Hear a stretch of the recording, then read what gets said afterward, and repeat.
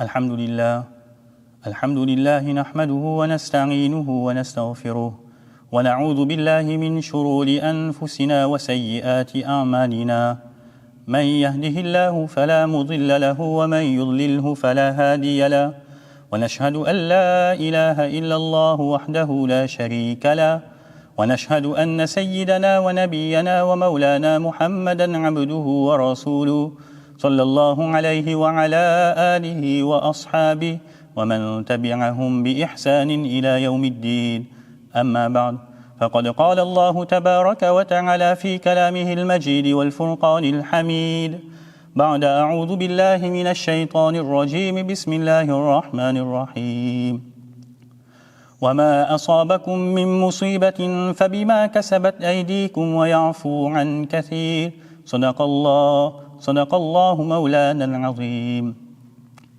Mes chers frères, mes chères mères et sœurs, à l'heure actuelle, comme vous le savez, le monde est secoué par une crise sanitaire d'une grande ampleur, par une pandémie sans précédent, par une pandémie inédite, à savoir le coronavirus ou encore le Covid-19. En effet, selon un bilan établi par la AFP hier, à partir des sources officielles, plus de 217 000 cas de contamination ont été détectés dans le monde et le virus a été la cause de plus de 9 000 décès dans le monde, et ce, depuis le début de la pandémie. Mes frères, mes mères et sœurs, ces chiffres sont extrêmement alarmants. Mais nous, en tant que croyants et croyantes, il est important pour chacun de nous de ne pas tomber dans la psychose, mais plutôt de s'arrêter un instant, de réfléchir, de méditer, de tirer des enseignements sur cette situation délicate et inédite dans laquelle se trouve aujourd'hui notre planète. Tout d'abord, il est important de noter que l'apparition de ce virus met en évidence en premier lieu la puissance d'Allah subhanahu wa ta'ala ainsi que son omnipotence absolue. Allah azza wa jal est celui qui a pouvoir sur toute chose. Inna Allah ala kulli shay'in qadir. Allah subhanahu wa ta'ala est celui qui contrôle cet univers par excellence. Et la maladie, tout comme la guérison, se trouve entre ses mains. D'ailleurs, nul n'a pu éviter la propagation de ce virus à l'échelle mondiale, et ce, malgré la modernité de l'époque dans laquelle nous vivons. Tout ceci nous pousse à comprendre également que le pouvoir de l'être humain est strictement limité. Ce petit virus qui est en train de mettre à genoux l'ensemble de l'humanité illustre parfaitement le verset du Coran indiquant l'impuissance de l'homme. Et l'homme a été créé faible.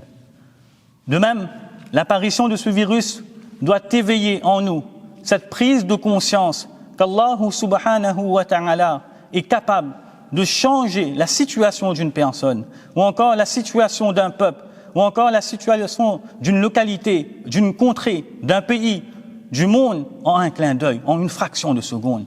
D'ailleurs, combien de personnes, du jour au lendemain, se sont retrouvées contaminées par ce virus.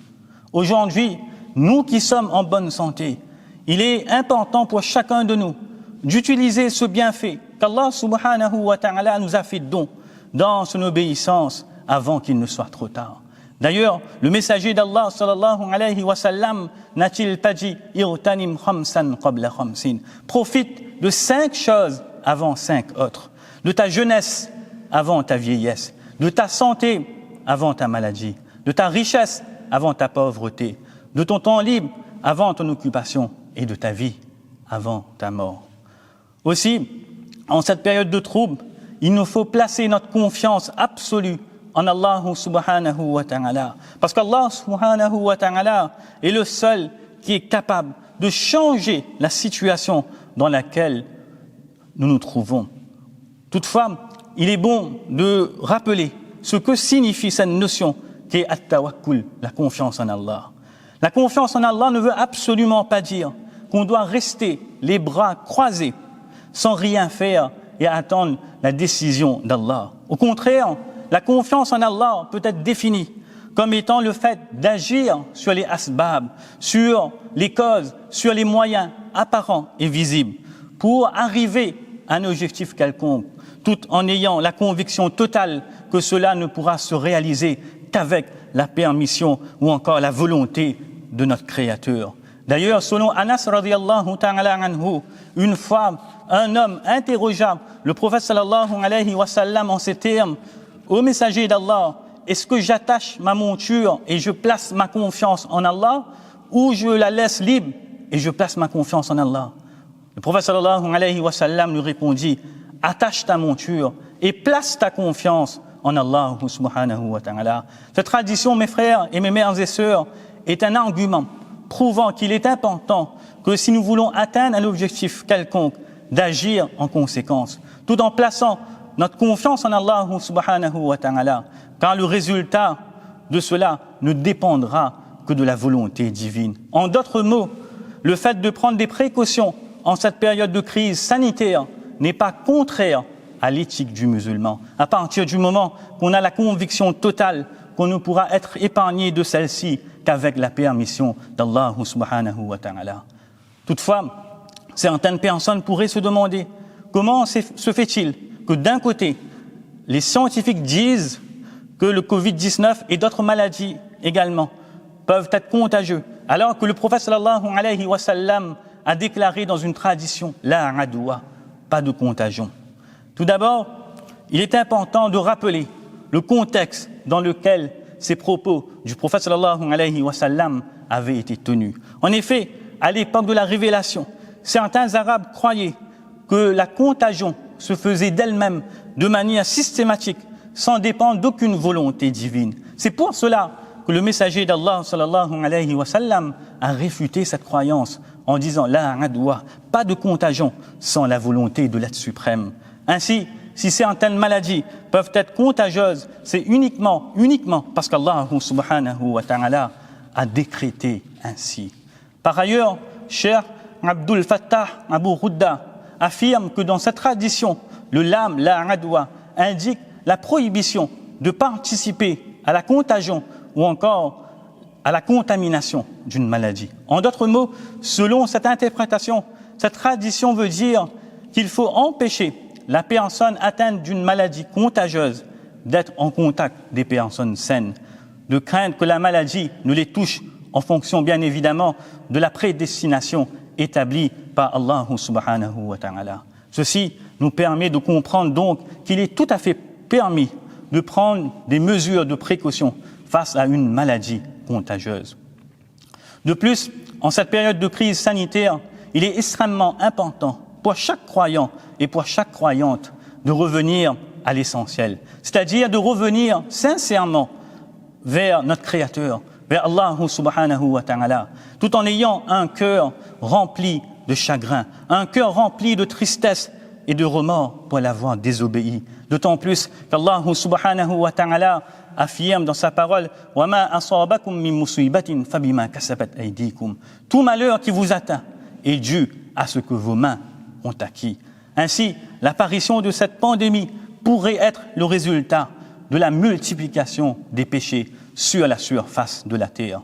Toutefois, il est nécessaire de rappeler qu'on ne peut en aucun cas dire de manière absolue que cette pandémie ou encore la maladie en général représente un châtiment d'Allah. En effet, il est relaté qu'une fois, Aïcha radiyallahu ta'ala anha interrogea le messager d'Allah sallallahu alayhi wa sallam au sujet de la peste. Le prophète sallallahu alayhi wa sallam répondit: c'est une punition qu'Allah envoie à qui il veut. Et Allah peut faire de cela une source de miséricorde pour les croyants. Et le croyant qui, tout en étant atteint par la peste, reste dans son pays, patient, sabira, patient, et en ayant espoir d'être récompensé, et convaincu qu'il ne sera touché que par ce qu'Allah a écrit pour lui, alors cette personne aura la récompense égale d'un shahid, d'un martyr. Quoi qu'il en soit, mes frères, mes mères et sœurs, étant éprouvés par l'apparition de cette pandémie, il est important pour chacun de nous de revenir vers Allah subhanahu wa ta'ala, de revenir vers ses enseignements. D'autant plus que ceux-là ont été établis pour notre propre protection, tant au niveau sanitaire que sociétal. Aussi, essayons, mes frères et sœurs, d'optimiser ces moments où nous sommes tous confinés chez nous, pour revenir vers Allah subhanahu wa ta'ala, pour lever nos mains vers lui et l'implorer, au lieu de nous plaindre de la situation dans laquelle nous nous trouvons actuellement. Profitons de ces instants, profitons de ces moments pour réfléchir sur la relation que nous entretenons avec notre Créateur et faisons tout pour essayer de gagner sa proximité. Mes frères, mes mères et sœurs, étant faibles, nous avons tous des manquements, nous avons tous des lacunes. Profitons de ces moments où nous sommes confinés chez nous pour pleurer devant Allah subhanahu wa ta'ala et pour rechercher son pardon. D'ailleurs, Allah subhanahu wa ta'ala n'a-t-il pas dit dans le Coran « Inna Allah yuhibbu tawwabin » qu'il aime ceux qui se repentent constamment. À nous donc de lever nos mains vers notre Créateur, celui qui nous entend où que nous soyons, celui qui nous voit où que nous soyons. Même si nous sommes tous confinés chez nous, rien ne nous empêche de l'adorer, rien ne nous empêche de l'invoquer, rien ne nous empêche d'implorer sa protection ou encore son salut. D'ailleurs, Allah subhanahu wa ta'ala n'a-t-il pas dit dans sa parole « Wa idha sa'alaka ibadi anni fa inni qarib » et quand mes serviteurs t'interrogent sur moi, alors je suis tout proche. Ujibu da'wata da'i ila da'ani. Je réponds à l'appel, à l'invocation de celui qui me prie quand il me prie. Mes frères, mes mères et sœurs, en cette période de confinement, rapprochons-nous de notre Créateur. Rapprochons-nous de notre Créateur par le biais de sa parole, c'est-à-dire lisons davantage le texte sacré, le Coran. Aussi, ayons une pensée pour les gens qui sont en guerre à travers le monde. Aujourd'hui, un petit virus invisible est la cause de notre confinement. Qu'en est-il des gens qui doivent faire face, qui doivent faire front au quotidien à des tyrans ou encore à des ennemis visibles? Mes frères, mes mères et sœurs, quoi qu'il en soit, en cette période de trouble, en cette période de crise sanitaire, réfléchissons, méditons et tournons-nous vers le Seigneur de l'univers, vers Allah subhanahu wa ta'ala.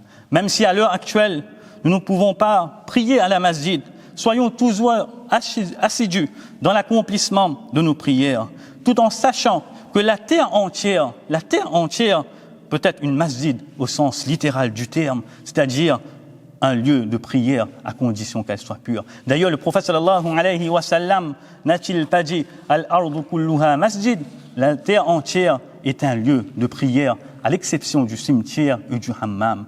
Donc ceci nous montre en même temps la beauté et la facilité que prône l'islam. Nous pouvons adorer Allah subhanahu wa ta'ala où que nous soyons. Nous pouvons prier Allah subhanahu wa ta'ala où que nous soyons. Ainsi, en ces moments de crise sanitaire où nous sommes tous confinés chez nous, profitons pour adorer Allah subhanahu wa ta'ala avec nos proches, avec les membres de notre famille. Essayons de faire nos salats en congrégation avec eux.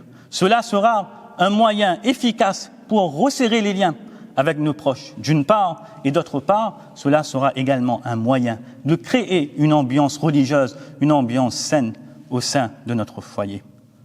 Aujourd'hui, beaucoup parmi nous éprouvent une certaine tristesse à cause du fait qu'on ne peut pas accomplir la salat de Jumu'ah ensemble à la masjid. Ce sentiment est bien sûr compréhensible, mais au-delà d'éprouver ce sentiment, il est important de méditer sur la relation que nous entretenons avec la masjid en temps normal. À nous donc de tirer des leçons et de faire l'intention ferme de venir régulièrement à la masjid pour effectuer nos prières quotidiennes une fois que ces restrictions seront levées, une fois que cette pandémie sera disparue.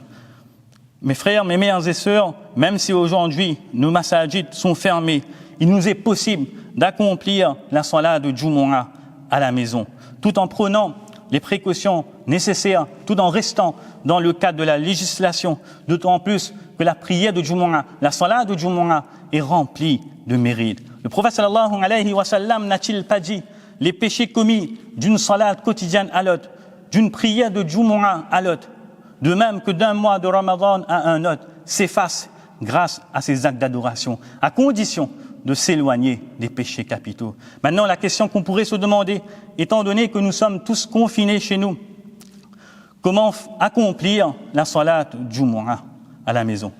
Pour pouvoir accomplir la salat de Jumu'ah, selon l'opinion qui fait autorité au sein de l'école hanafite, il est nécessaire qu'on soit au minimum en présence de 4 hommes pubères, y compris l'imam.